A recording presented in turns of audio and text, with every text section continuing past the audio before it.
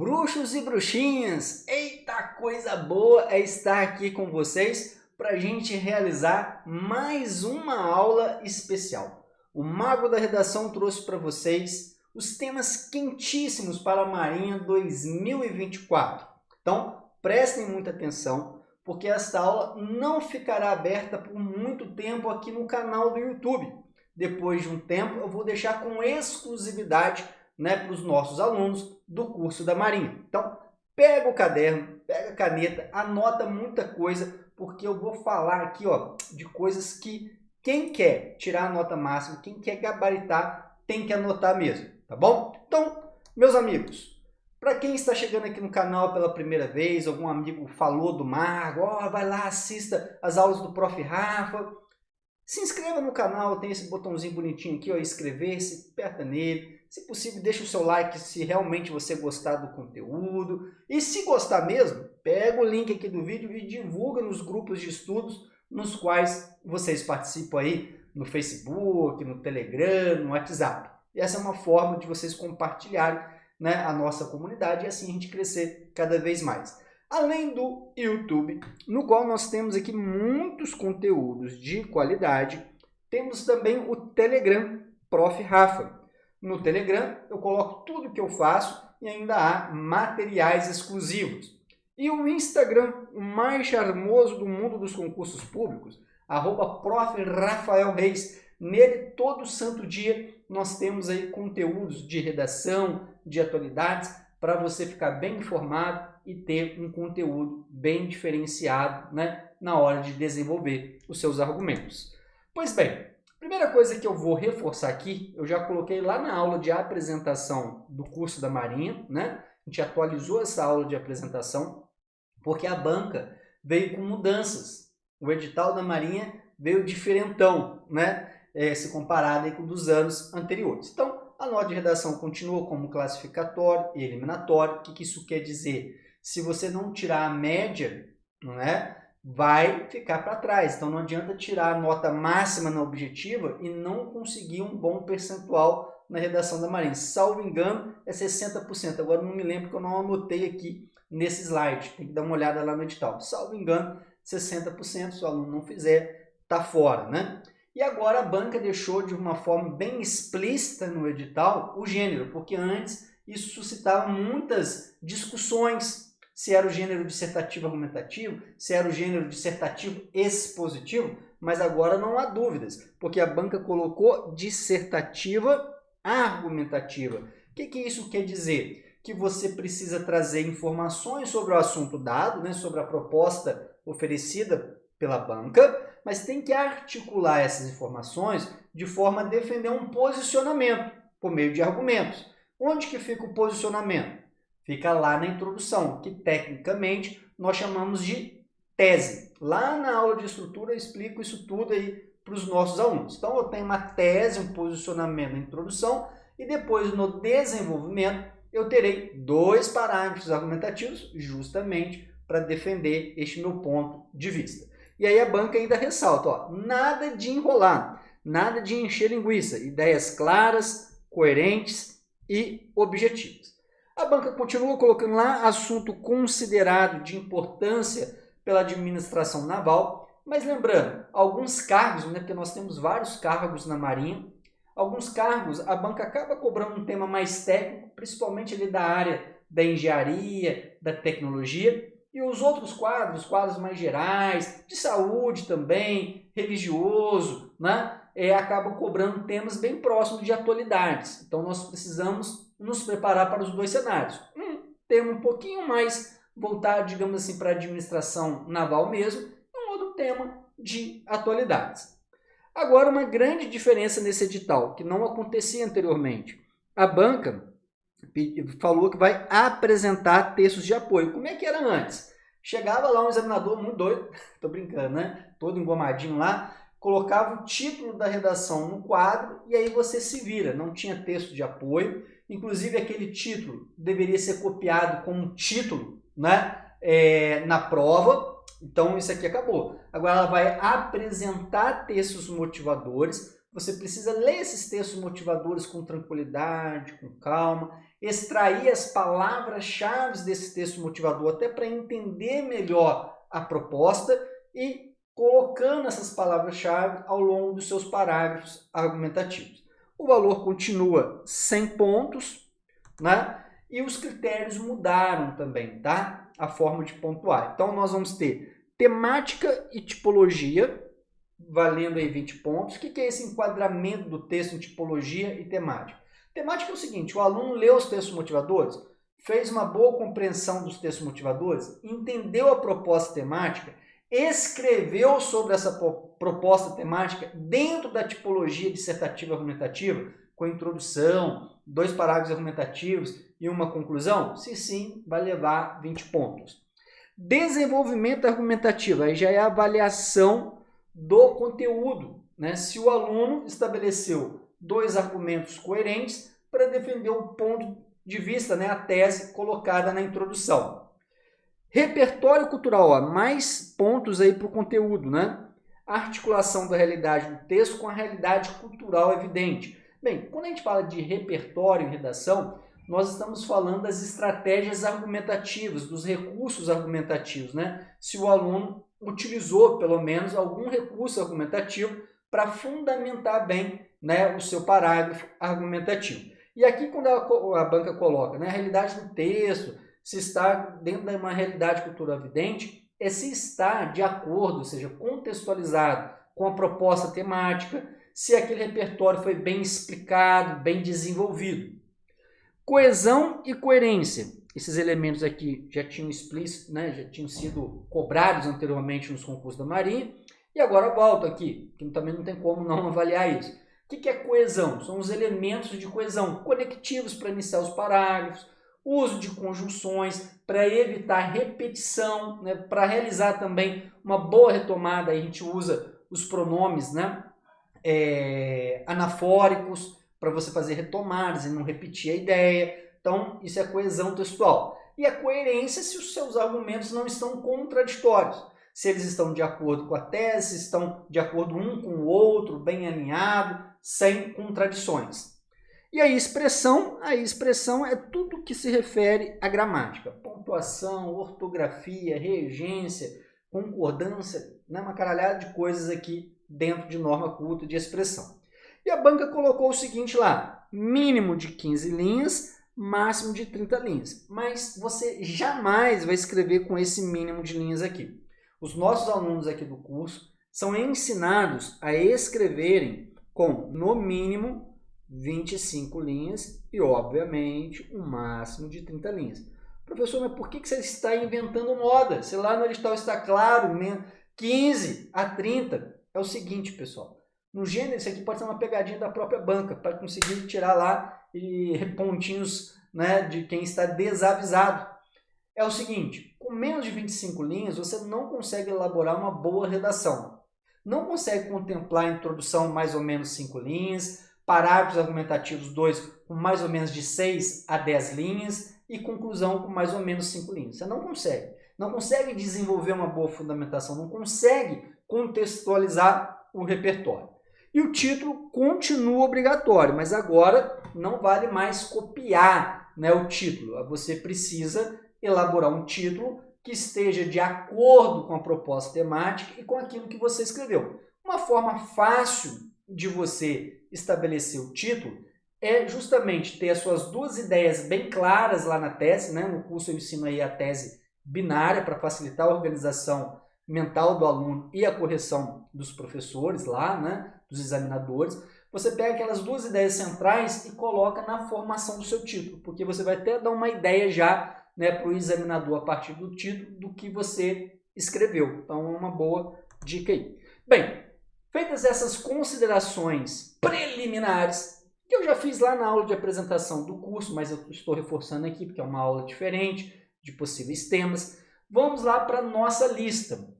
Lá no curso, no módulo de propósito de redação, nós colocamos mais de 40 propostas para o aluno escolher e treinar, porque no curso tem direito a 3 correções. Então, o aluno pode escolher qualquer um daqueles 40 temas lá e desenvolver. Aqui eu enxuguei para, obviamente, uma lista de 8 possíveis temas que eu vou comentar. Esses temas eu separei aqui tanto de atualidades como também temas mais relacionados à administração naval, ao cotidiano, né, da administração naval. Todos eles são potenciais, muito fortes, então prestem muita atenção e vamos lá anotar tudo. Primeiro, os desafios climáticos. Talvez esse aqui seja um tema candidatíssimo, né? Por quê? Nós estamos aí debatendo aquecimento global já há décadas. Desde lá da década de 1960, quando começa os primeiros debates e vai pegando fogo a partir de 1970, nós já falávamos de aquecimento global. E o que é o aquecimento global? De uma maneira bem simples, bem rápida, né? São gases que nós emitimos, principalmente aqueles gases, né, oriundos da produção industrial, da agropecuária, que vão formando, e dos combustíveis fósseis, vão formando uma camada, né, que impede que os raios solares que batem na superfície da Terra voltem para o espaço. Então, como eles não voltam, eles ficam acumulados. E aí vem esse efeito estufa que os pesquisadores falam. Por quê? Bate, vai ficando, a temperatura do planeta vai aumentando. Qual é o problema disso? Diversos, né? Primeiro que a temperatura do planeta ela tem uma média que é essencial para a nossa própria existência, a existência de outros animais, de plantas, né? Tanto flora como fauna. Se sobe muito, já começa a ter um desequilíbrio. E um outro efeito que nós estamos aí sentindo na pele nos últimos anos são os eventos climáticos extremos. Cada vez mais nós temos esses eventos climáticos extremos no mundo. Vou dar um exemplo aqui do Brasil. Nós estamos passando por ele. O alagamento histórico no Rio Grande do Sul. O que choveu em um dia corresponde a praticamente um mês de chuvas no Rio Grande do Sul. Ou seja, caiu tudo num dia só. Muitos pesquisadores associam isso a esses eventos climáticos extremos.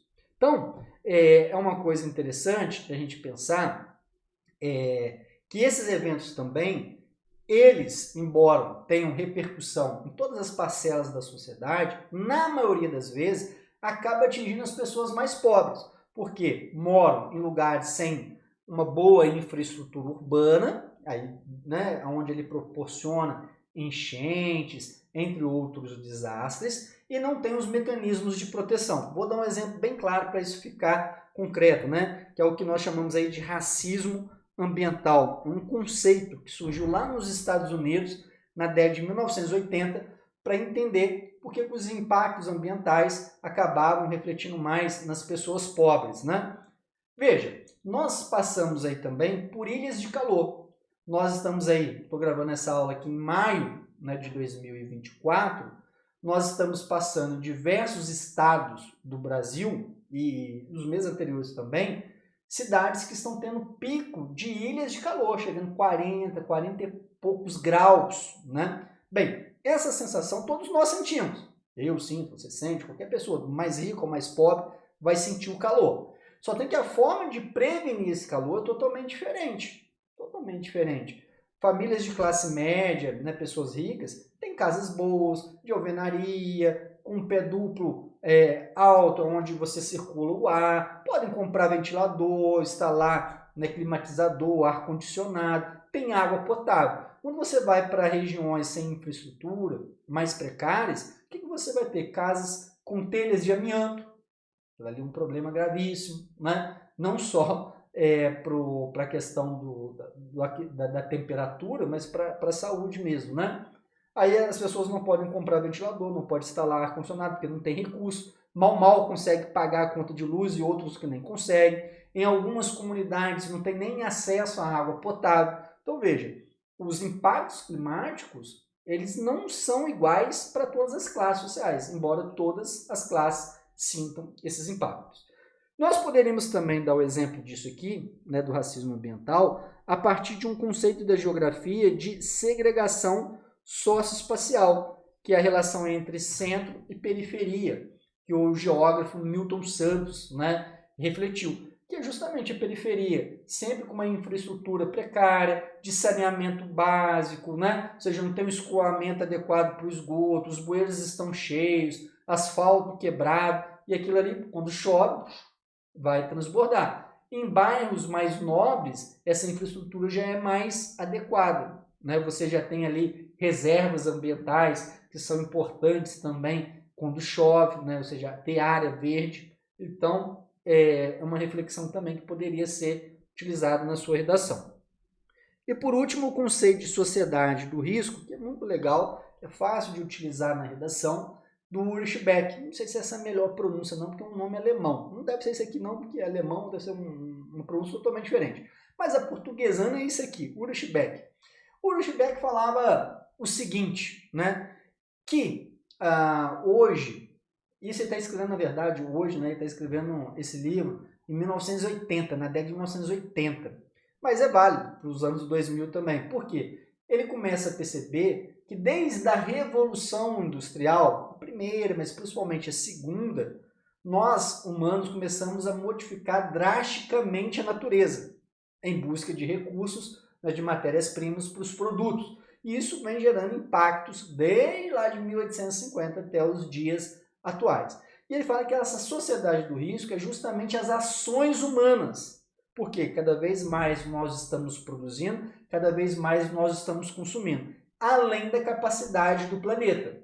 Então, se eu produzo e consumo além da capacidade do planeta, vai chegar uma hora que vai dar merda. Já está dando merda, né? Mas vai dar mais merda ainda. E ele fala que isso pode colocar em risco a própria existência humana como o planeta.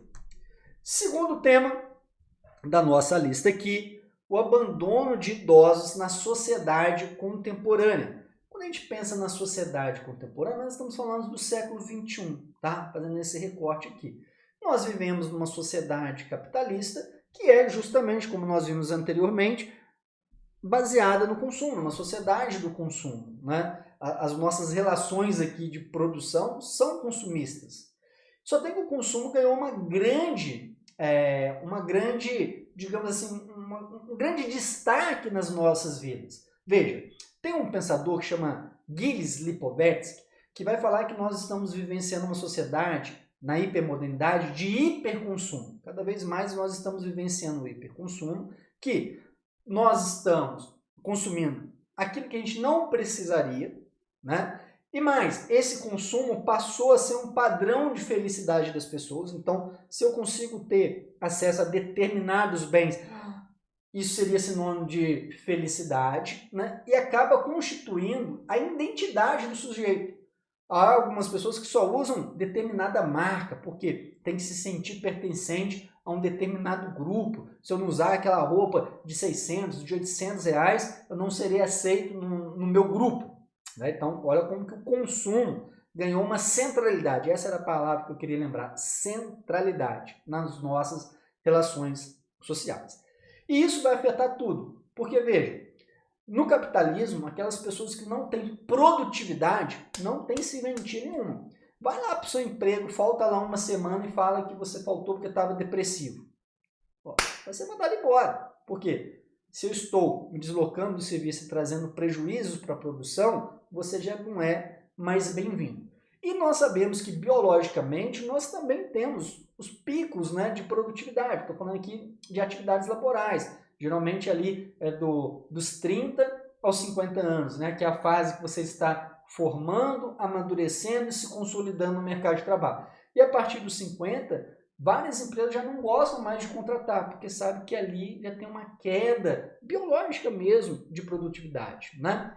E aí você tem um descarte do ser humano. Ou seja, se esse ser humano, e agora a gente vai pegar mais especificamente as pessoas idosas, a partir de 60, a partir de 70 anos, já não estão mais na ativa, já estão aposentados, qual que é a serventia deles para o capitalismo? Nenhuma. Por quê? Olha só a maldade, se você olhar aí os jornais.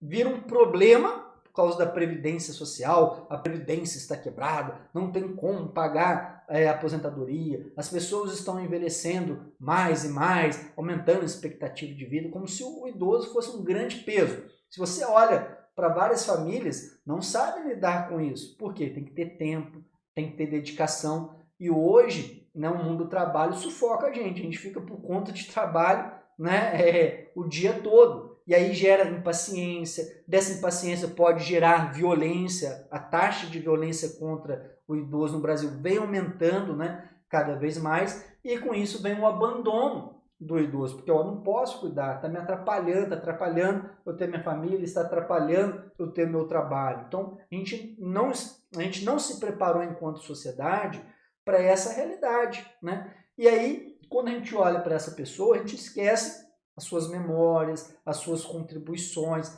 afetivas, econômicas, familiares e por aí vai. Bem, qual que é um dos efeitos de uma sociedade que tem esse tipo de estrutura? O etarismo. Professor, que palavra é essa? Etarismo, nunca ouvi falar. Etarismo é o seguinte, é o preconceito geracional, que pode acontecer dos mais jovens com os mais velhos ou dos mais velhos com os mais jovens. Porém, o que a gente percebe nas pesquisas, que esse etarismo, na maioria das vezes, é em relação aos jovens com as pessoas mais idosas.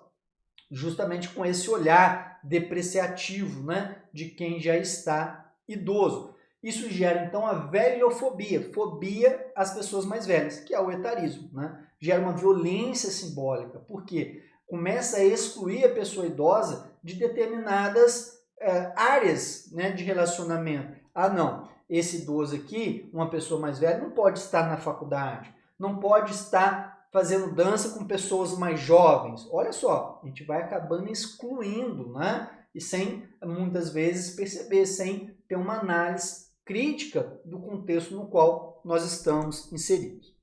Terceiro tema é um tema muito cara de Marinha, muito cara, que gosta de cobrar tecnologia, gosta de cobrar coisas, né, do mundo digital, da era da informação, que é a inteligência artificial. E se cair inteligência artificial, prestem muita atenção no comando, essa pergunta sempre aparece para mim. Porque quando a gente analisa a inteligência artificial, nós temos os benefícios e temos os malefícios. O que o aluno faz na redação e depois leva ferro? Ele vai e fica tentado a colocar um parágrafo argumentativo de benefícios e outro de malefícios. Um de vantagens e outro de desvantagens. Jamais faça isso no gênero dissertativo argumentativo para qualquer banca, porque a tendência é de levar um ferro danado. Por que, prof. Rafa? Porque o gênero dissertativo argumentativo requer um posicionamento. E a defesa desse posicionamento por meio de dois argumentos coerentes e não contraditórios. Não contraditórios.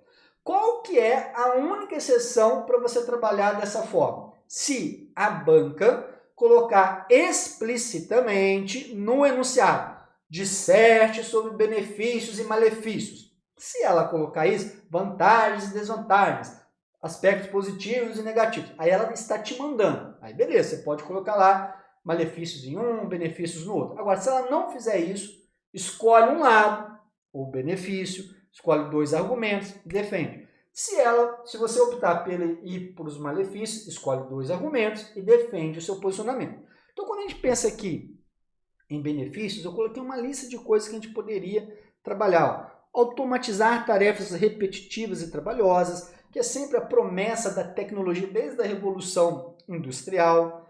Capacidade de reunir dados, analisar e indicar soluções. Isso aqui é muito utilizado em diversas empresas, mas principalmente as big techs, né, as grandes empresas de tecnologia que trabalham com algoritmos sofisticadíssimos, né, conseguem reunir muitos dados dos seus usuários, analisar isso de uma forma muito rápida, criando, né, padrões, criando soluções de venda, na maioria das vezes soluções de venda.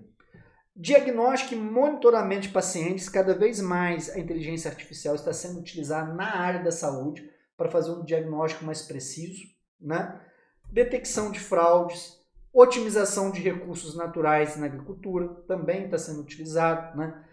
Para analisar o solo, a quantidade de chuva, qual seria o melhor produto para aquele tipo de solo, né? A melhor época para o plantio, para a colheita, isso tudo os programas já estão conseguindo fazer. Agora, nem tudo são flores. No meio do caminho tinha uma pedra. Tinha uma pedra no meio do caminho, já dizia o nosso grande poeta Carlos Drummond de Andrade, né? Os malefícios. Primeiro, a gente pode ter e tem um viés algoritmo. O que é isso? Um algoritmo preconceituoso. Quer ver onde que isso se encaixa? Porque às vezes as pessoas acham que isso é piração do professor de humanas, né? Quer ver onde isso se encaixa? Vou dar um exemplo. Todo mundo tem aí.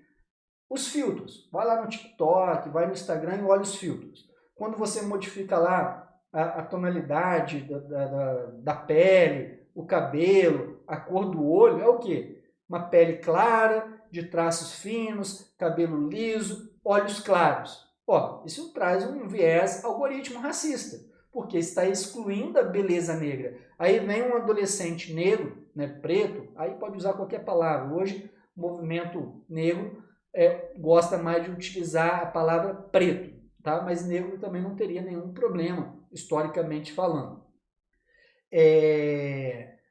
Chega, né, para mexer ali nos filtros e não tem nada que remeta à cor, à sua identidade, à sua etnia. Olha como que isso vai gerando também exclusões. Desemprego, quanto mais tecnologia a gente tem, mais cargos, né, mais ocupações desaparecem, isso vem desde a Revolução Industrial. Risco à privacidade, esse aqui é o que está em xeque nos debates atuais, né? A gente não consegue garantir privacidade e nós, enquanto usuários, damos uma grande quantidade de informações para as big techs, assim, rindo, sorrindo. E aí, o que eles fazem? Coletam esses dados, né? Conhecem mais a gente do que a gente mesmo, do que os nossos terapeutas e mães. Por quê? Ali você coloca todos os seus desejos, a quantidade de curtidas, o que você está visualizando, com quem você está interagindo, o que você está comprando. Isso tudo vai montando a sua persona. Por isso que essas empresas conhecem muito mais a gente que qualquer outra pessoa. E a gente não sabe o que elas fazem exatamente com esses dados. Esse é o problema. Até onde a proteção desses dados, né, é respeitada. E o controle é manipulação. A gente também vê isso nas redes sociais, nos algoritmos. Né? As pessoas tendem a acreditar, por exemplo, vou usar o chat GPT. Não, aquilo ali é uma verdade, né? E ele erra também, ele traz informações erradas. Claro, cada vez mais ele está sendo aperfeiçoado para acertar, mas há erros. Mas a gente acredita na tecnologia assim, de olhos fechados. E aí isso pode trazer transtornos, pode trazer manipulações, controles. Né? As próprias redes sociais, se a gente parar para pensar, né? Aquilo que a gente vê cotidianamente ali de conteúdo é o que o algoritmo entende que é melhor para você. Não é o que você escolheu, é o que ele entende de melhor. Então, a quantidade de conteúdos que você nem se dá conta de que existe, que poderia até conhecer, não aparece. O algoritmo fala, não, isso aqui é legal para você ver, ó, então toma aqui, olha aí e interage.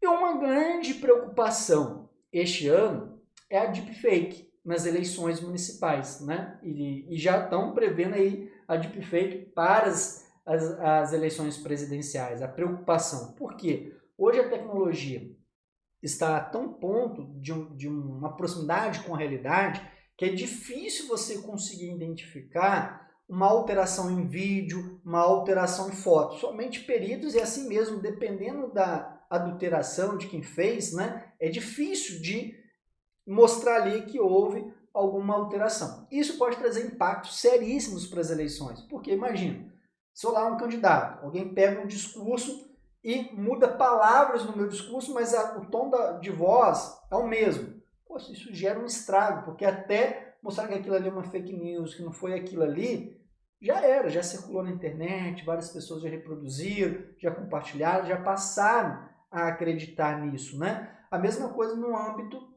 pessoal. Já tivemos casos, né, em investigações, pessoas que adulteraram o corpo, né, de atrizes de pornografia colocando o rosto de outras pessoas. Olha o transtorno também que isso traz para a vida das pessoas. No caso das eleições, o TSE já elaborou 12 resoluções para coibir o uso disseminado e errado da inteligência artificial nas eleições. Então vai ter um rigor bem grande.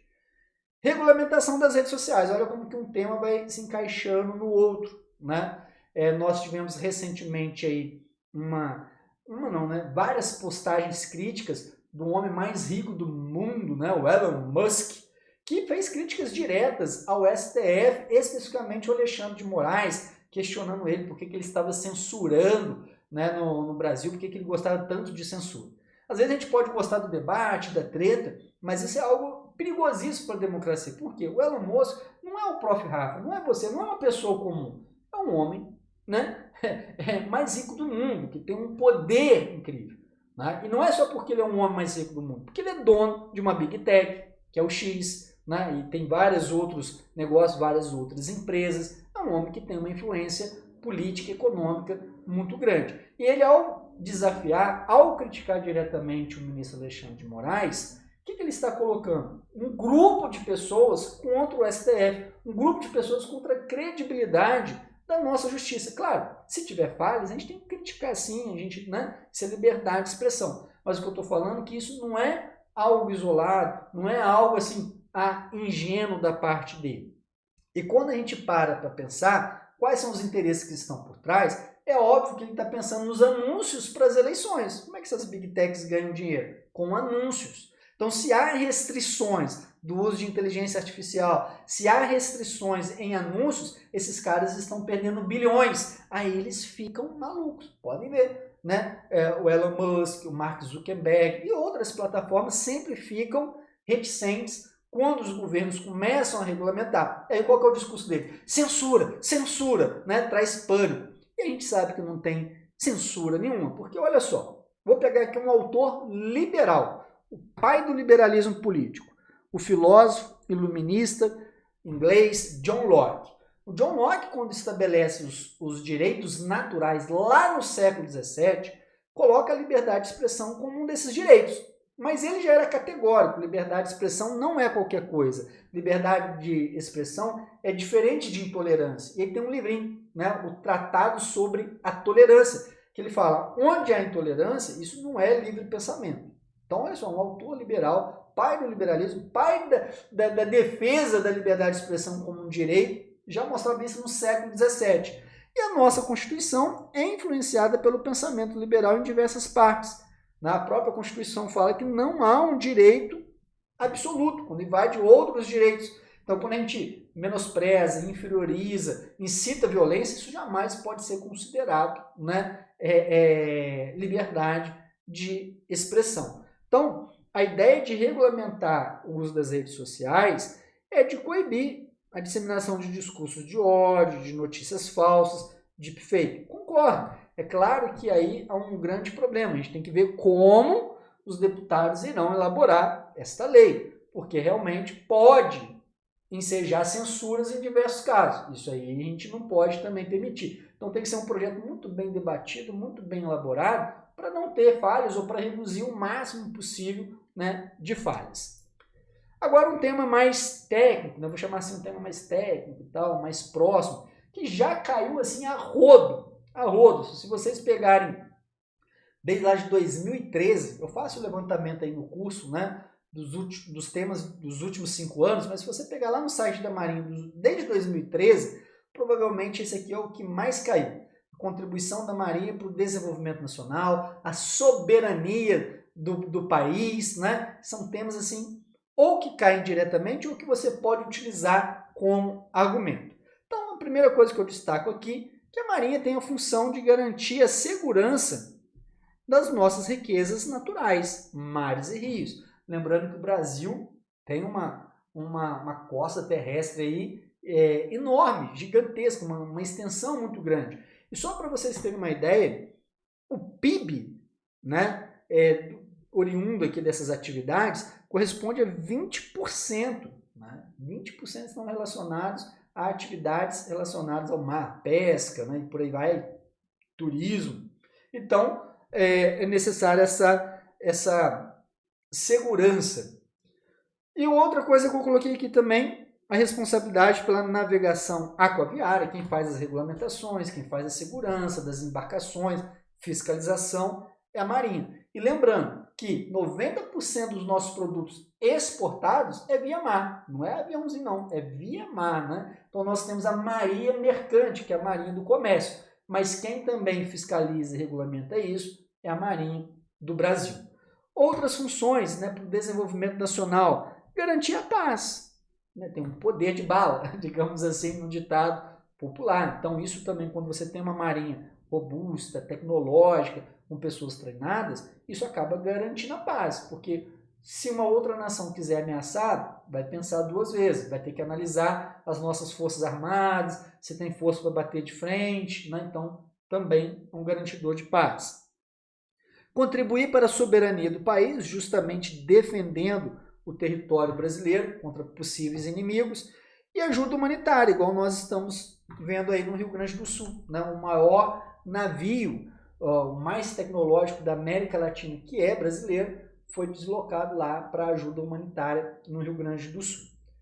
Bem, aqui agora o sexto tema eu fiz ele diferentão, eu fiz uma redação até para vocês terem uma ideia melhor de como que se coloca o texto na tipologia dissertativa argumentativa, mas o tema é o uso sustentável dos oceanos e de seus recursos, que tem tudo a ver, né, com a Amazônia Azul, tem tudo a ver com essa segurança nacional, está tudo muito relacionado. Então vamos analisar esse modelo de redação que nós elaboramos aqui. No caso, essa redação aqui foi até elaborada pelo professor Valdim Broise, tá? Que é professor aqui da nossa equipe. E está lá no curso também, né? Ele dá um módulo lá no nosso curso. A economia azul, então já começa a trazer o tema para cá. Surge com uma abordagem promissora para explorar os recursos dos oceanos de maneira sustentável. Lembra, a proposta temática é o ideal, né, que ela já seja apresentada na introdução, na contextualização, considerando não apenas a dimensão econômica, mas também a responsabilidade ambiental. Então, ó, aqui foi apresentado o tema. Agora vai vir a tese, o posicionamento, né, o famoso ponto de vista. Nesse sentido, ao almejar um equilíbrio entre a exploração dos recursos marinhos e a preservação dos ecossistemas, essa abordagem representa uma resposta inovadora aos desafios enfrentados pelos oceanos, dado que os riscos que recaem sobre os diversos biomas demandam atuação na mitigação de impactos ambientais. Então, eu tenho que defender agora, por meio de dois argumentos, esse posicionamento. Em primeira análise, aí um elemento de coesão, né, um conectivo. Vive-se uma era que os riscos ambientais são socialmente produzidos e, portanto, a gestão adequada desses riscos torna-se uma responsabilidade coletiva. Ó, esse aqui é o meu argumento, agora eu vou ter que defender ele. Tal análise é fundamentada pelos estudos de Ulrich Beck, que vocês aprenderam aí no vídeo, ao introduzir o conceito de sociedade do risco, o qual estabelece com clareza o papel humano na produção dos riscos de desastres ambientais. Então, ó, expliquei o conceito, tem que explicar. Consequentemente, torna-se essencial adotar a economia azul. No contexto da exploração marítima sustentável, é crucial aplicar uma abordagem precaucionária, considerando os possíveis impactos ambientais, sociais e econômicos. Assim, a busca por oportunidades econômicas deve ser equilibrada pela adoção de medidas preventivas contra práticas prejudiciais, como a pesca predatória e a poluição dos oceanos. Então, ainda dei exemplos concretos ali no final. Terceiro parágrafo, segundo argumento. Em segunda análise, a dimensão econômica da economia azul envolve a criação de oportunidades sustentáveis para as comunidades costeiras e a promoção do desenvolvimento econômico. É o meu argumento. Agora eu vou defender. Essa abordagem busca não apenas a exploração de recursos, mas também a valorização dos serviços ecossistêmicos prestados pelos oceanos. A diversificação das atividades econômicas ligadas aos mares pode contribuir para a resiliência das comunidades costeiras, diante das mudanças climáticas e outros desafios socioeconômicos, permitindo a exploração sustentável dos recursos marinhos disponíveis. E, por fim, a conclusão. Portanto, conectivo de conclusão, né? A implementação eficaz da economia azul, ó, já estou retomando o tema, exige não apenas a busca por oportunidades econômicas, mas também a gestão responsável dos riscos. Olha lá, recuperei meu posicionamento inicial. Com isso, as políticas e práticas devem ser orientadas por um compromisso sólido com a sustentabilidade a longo prazo e a preservação dos ecossistemas marinhos, destacando a necessidade de equilibrar a exploração com a conservação. Sacou aqui, ó? A gente viu tudo. A gente viu o conteúdo sendo aplicado na tipologia. Espero que vocês tenham gostado, né? E trouxe mais um modelo aqui de redação. Peguei lá do módulo do professor Valdim Broise também, que é o dever ético do militar. Então, um tema que sempre cai sobre ética, ética militar, ética na sociedade, né? E é um conjunto também de conteúdo que pode ser lançado para diversos outros assuntos. Isso aqui é muito importante. Às vezes eu estou falando aqui de um tema, digamos assim, mais isolado, mas aquilo que eu já falei de repertório, vocês podem adaptar e utilizar em outros temas, né? E muitos temas estão conectados de uma forma até direta mesmo. Então vamos analisar essa redação aqui. Ó, novamente, o professor, né, o professor Valdir, que aí, utilizando aqui a metodologia que eu ensino no curso, já traz o tema para contextualização. Ó. O dever ético do militar é uma questão que transcende os limites da atividade profissional, adentrando os princípios fundamentais da convivência humana. Então, ó, contextualizou. Nesse sentido, para o pensador grego Aristóteles, a ética está intrinsecamente ligada à busca pela felicidade, e esta é alcançada por meio da prática virtuosa. No contexto militar, aí, na verdade, a contextualização vem até aqui, desculpa, tá? Contextualização vem até aqui. Aqui, vou até anotar aqui, ó. Aqui a gente começa a tese, posicionamento. Ali só foi uma apresentação. No contexto militar, a virtude ética desempenha um papel crucial na preservação da ordem, na proteção da sociedade e na manutenção da paz, elementos que também nós vimos aqui ao longo da aula. Então, tudo aqui é uma tese. Agora vamos ver os parágrafos argumentativos. Em primeiro plano, Aristóteles defende a ideia de que a virtude é o ponto de equilíbrio entre extremos, e isso implica ao dever ético do militar. Então vamos ver como que isso está relacionado. Dentro dessa perspectiva, o exercício adequado da coragem, por exemplo, implica em encontrar o meio termo entre a covardia e a imprudência. Dessa forma, o militar ético não é apenas aquele destemido no campo de batalha, mas também aquele que avalia as circunstâncias com sabedoria, tomando decisões que visam o bem comum. Olha como é que ficou bem articulado. Traz uma ideia do Aristóteles, explica o que é e depois relaciona ao dever ético militar. Ficou muito bem aqui relacionado. Terceiro, além disso, aí o segundo argumento, a justiça é uma virtude fundamental para o desenvolvimento de relações éticas. Então agora tem que defender esse argumento. Assim, no contexto militar, a justiça se manifesta no respeito aos direitos humanos, na equidade no tratamento dos subordinados, na observância das leis. Por conseguinte, o militar ético não utiliza o seu poder de forma arbitrária, tampouco se utiliza de suas prerrogativas para alcançar vantagens para si e para seus aliados, sendo a busca pela justiça o principal norteador de suas ações.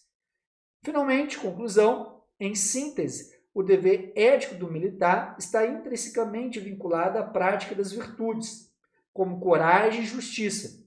Por isso, o militar ético não apenas cumpre suas responsabilidades profissionais, mas busca excelência moral, contribuindo para a construção de uma sociedade mais justa e harmoniosa. Show de bola, né? Ficou legal pra caramba, né? Bem, para a gente fechar aqui, faltam mais 2 temas, que eu falei que nós tínhamos uma lista com 9 temas lá no início, né? Alimentação saudável. Olha só como que vai remeter a várias coisas que eu já falei. Quando a gente pensa em alimentação, a gente pensa em consumo. E o que as pessoas estão consumindo cada vez mais? Os alimentos ultraprocessados, industriais, que tem uma quantidade maior de açúcar, de gordura, né? De farinha, tudo aquilo que é muito bom para quem quer ir ao médico, né? Quem quer gastar dinheiro com médico. Então, o consumo de ultraprocessados vem trazendo diversos problemas, como a obesidade, né? Algumas pesquisas mostram até mortes associadas ao consumo de produtos ultraprocessados. Então, isso pode ocasionar diabetes, hipertensão, câncer, né? E agora, por que isso acontece? Por que as pessoas, em vez de procurarem uma alimentação mais saudável, procuram os ultraprocessados? Por causa do tempo.